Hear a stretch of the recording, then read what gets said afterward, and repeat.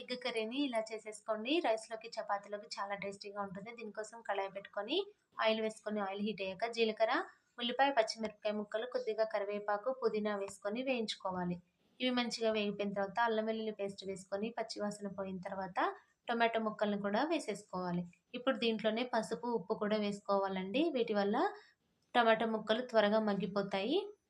మధ్య మధ్యలో కలుపుకుంటూ, మూత పెట్టుకుంటూ చక్కగా మగ్గించుకోవాలి.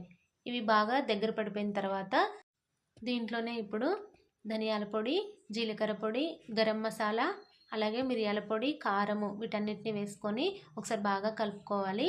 వీటన్నిటిని పచ్చివాసన పోయిన తర్వాత ఎగ్స్ యాడ్ చేసేసుకోవాలి. ఎగ్స్‌కి ఒక 4 ఘాట్లు పెట్టుకొని అన్నిటిని వేసుకొని గరిటె తగలకుండా పైకి కిందకి కలుపుకుంటూ ఒక 2 నిమిషాలు మగ్గించుకున్న తర్వాత స్టవ్ ఆఫ్ చేసుకునే ముందు కొద్దిగా కొత్తిమీర వేసుకుంటే ఎంతో tasty egg curry ready. Thank you for watching. Video నచ్చితే లైక్ చేయండి, సబ్స్క్రైబ్ చేసుకోండి.